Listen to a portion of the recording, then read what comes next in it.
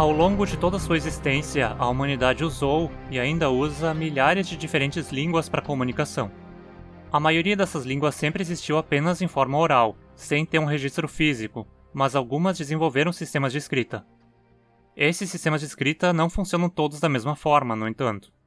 E o assunto desse vídeo é exatamente esse: os diferentes sistemas de escrita que as línguas humanas usam para seu registro. A gente pode classificar os sistemas de escrita em 5 tipos principais: alfabetos, abjads, silabários, logografias e abugidas.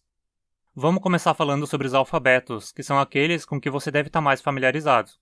Afinal, o português usa um alfabeto. Em português, os alfabetos também podem ser chamados de abecedários. Os alfabetos são sistemas de escrita fonêmicos, ou seja, os diferentes símbolos usados indicam diferentes fonemas da língua, ou mais ou menos isso, porque nem tudo sempre é perfeito.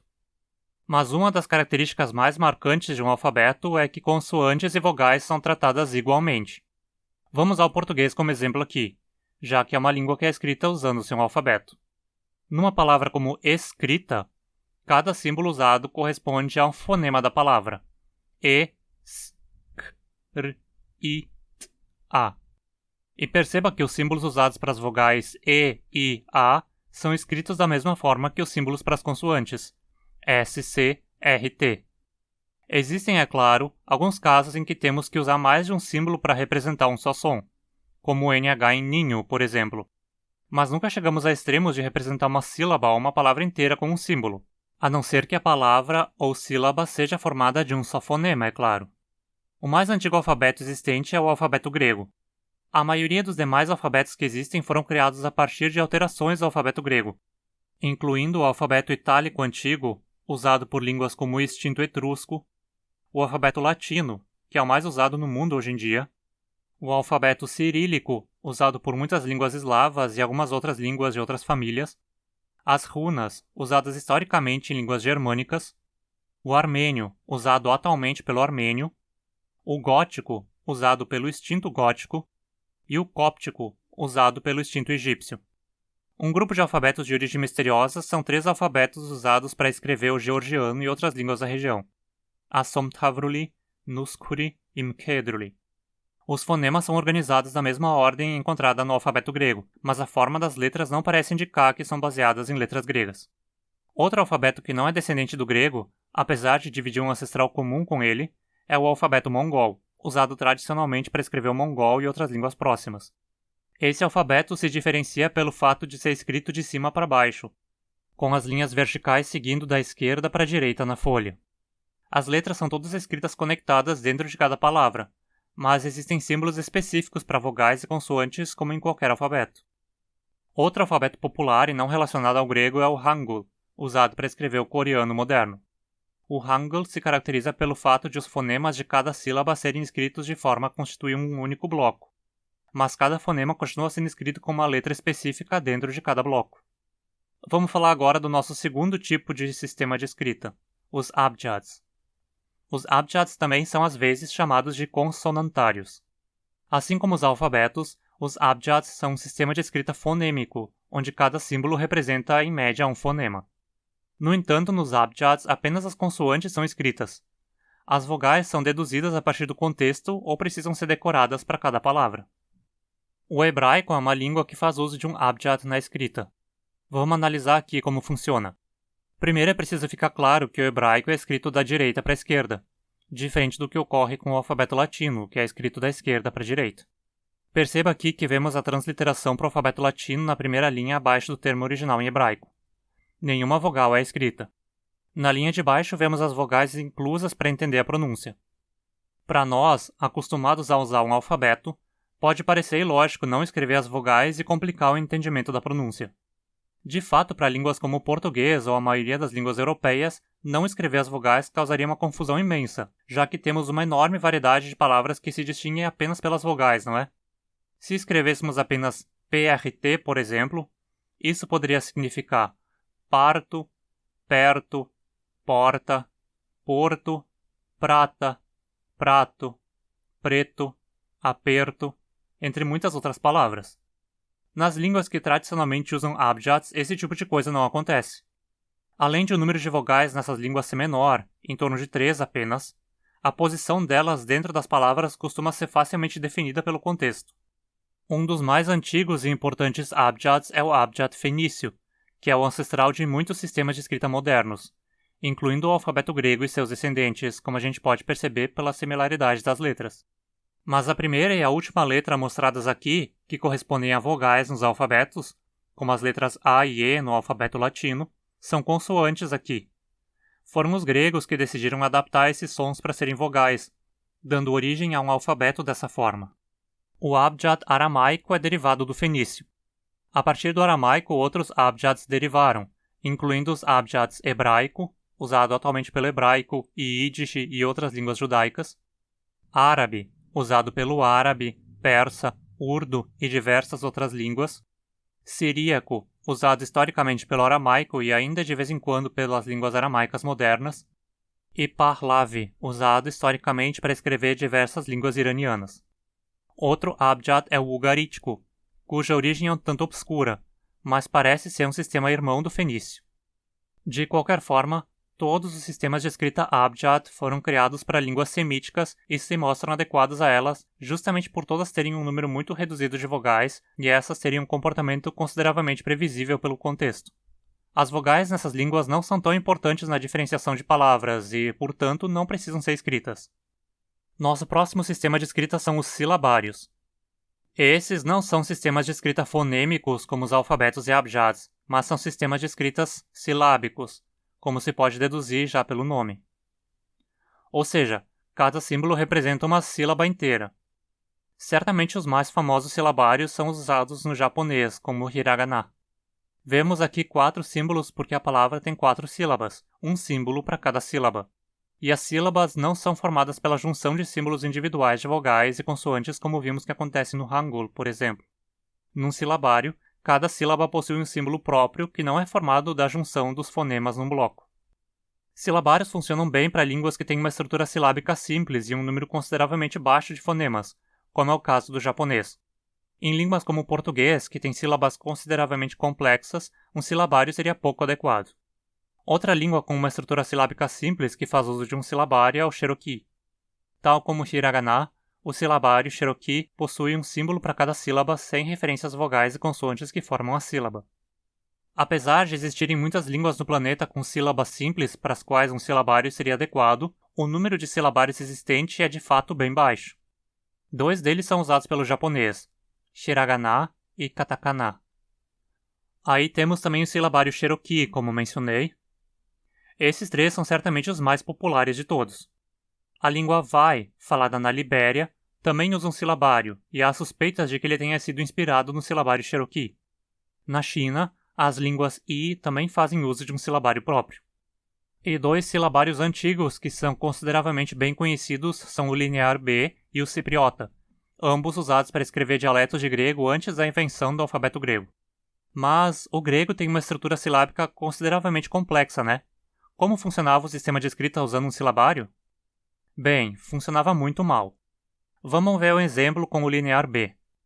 Usando esse silabário, o grego micênico escrevia uma palavra como atoroko, mas a real pronúncia era, muito provavelmente, anthropos, significando ser humano. Veja como uma consoante no final da sílaba não era escrita, como o N em an e o S em quos.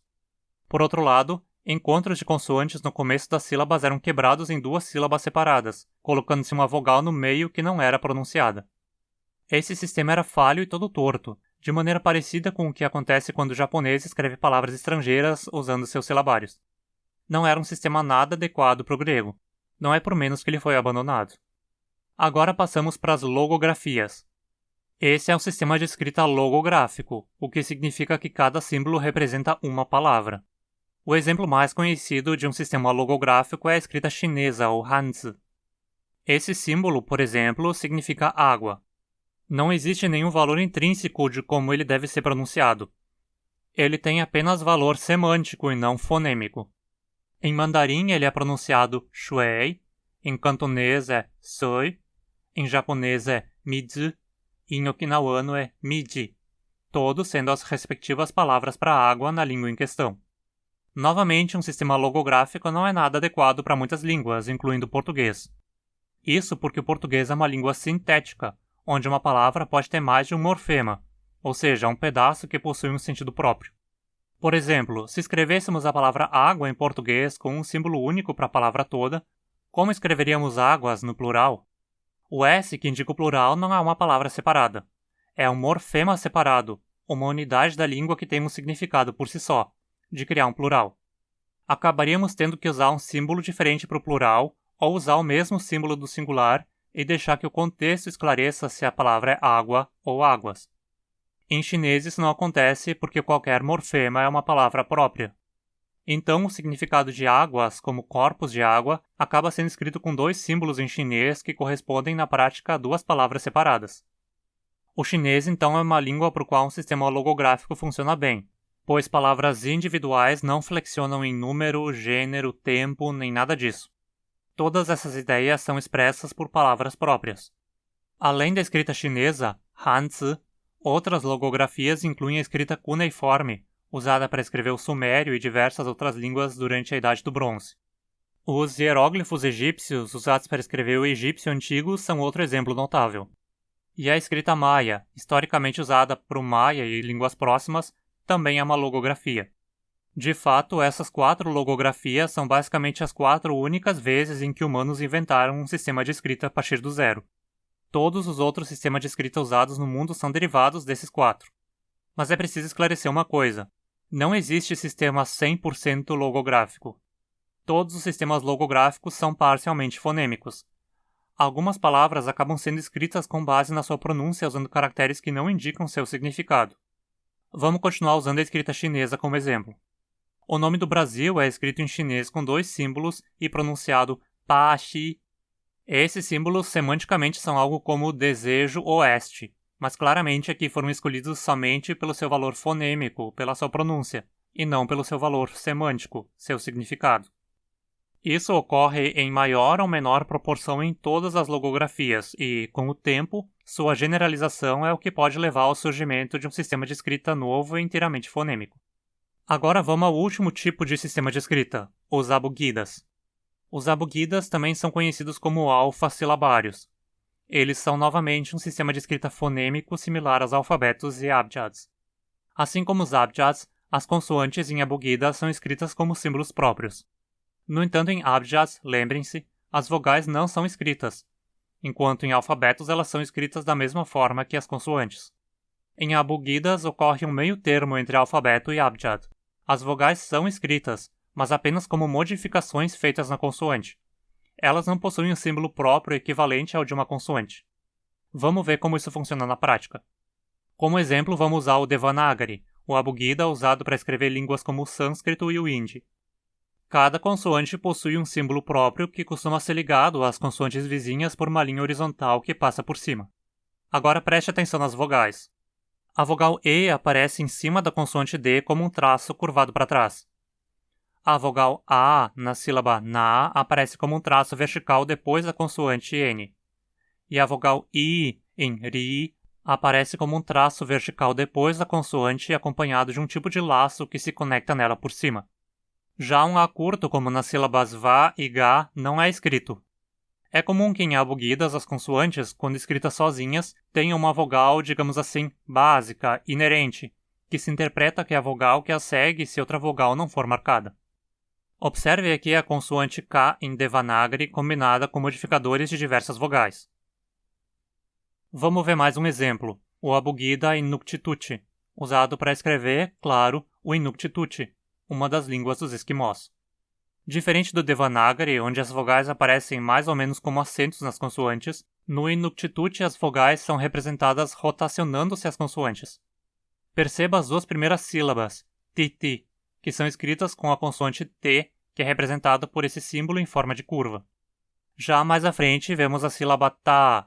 De novo, o T está escrito com o mesmo símbolo, mas em vez de estar direcionado com a abertura para baixo, está direcionado com a abertura para a direita. Essa mudança de posição da consoante indica qual é a vogal que a acompanha. Veja aqui também a consoante K em Inuktitut combinada com diferentes vogais. Não existe nenhuma marcação de vogal como no caso do Devanagari, mas a direção em que a consoante está apontando muda. A vogal não tem um símbolo próprio, mas ela afeta o aspecto da consoante de qualquer maneira. Como abugidas representam tanto consoantes quanto vogais, da mesma forma que alfabetos, eles também são adequados para escrever línguas com sílabas complexas. De fato, abugidas são o sistema de escrita mais abundante do mundo. O número total de abugidas existente é imenso e supera o da soma de todos os outros tipos de escrita. No norte da África encontramos o GUS, usado para escrever línguas semíticas dessa região, como o amárico, por exemplo. No terceiro século antes da Era Comum, a escrita Brahmi era usada no sul da Ásia para escrever diversas línguas. Esse era um abugida, derivado a partir do Abjad aramaico. Apesar de não ser mais usado hoje em dia, o Brahmi é o ancestral de praticamente todos os sistemas de escrita usados atualmente no sul e sudeste da Ásia, todos os quais também são abugidas. Esses incluem, por exemplo, o Devanagari, já mencionado aqui, o tibetano, o tâmil, o birmanês, o thai e muitos outros. E, claro, a gente precisa incluir aqui também o Inuktitut, já mencionado, que se caracteriza pela peculiar forma de representar as vogais mudando a direção para a qual a consoante está virada. E esses são, então, os 5 sistemas de escrita que encontramos pelo mundo. Recapitulando, alfabetos são sistemas de escrita onde vogais são representadas da mesma forma que consoantes. Os 2 tipos de fonemas são escritos com símbolos próprios de igual importância. Abugidas são sistemas de escrita onde as vogais são representadas como modificadores das consoantes. Apenas as consoantes têm símbolos inteiros, mas as vogais são obrigatórias e afetam a aparência da consoante, aparecendo como algum tipo de diacrítico ou como outra forma de modificação da consoante. Abjads são sistemas onde apenas as consoantes são escritas. As vogais são deduzidas pelo contexto simplesmente. Silabários são sistemas onde cada símbolo representa uma sílaba inteira. E logografias são sistemas onde cada símbolo representa uma palavra inteira. Você tem interesse em aprender mais sobre algum desses sistemas de escrita mencionados? Se sim, deixe aí nos comentários que eu posso acabar fazendo um vídeo focado nele. E para não perder os próximos vídeos sobre esse assunto e outros temas, não esqueça de se inscrever e ativar as notificações. E se você gostou dessa aulinha, deixa também o seu like aí, não custa nada. Muito obrigado ao Akira Miyashiro que solicitou esse vídeo. Se você gosta desse canal e aprende com ele, considere apoiá-lo por uma doação espontânea via Pix. Outra forma de você contribuir é compartilhando esse vídeo para que ele chegue a mais gente. Obrigado por ter ficado até aqui. Até mais!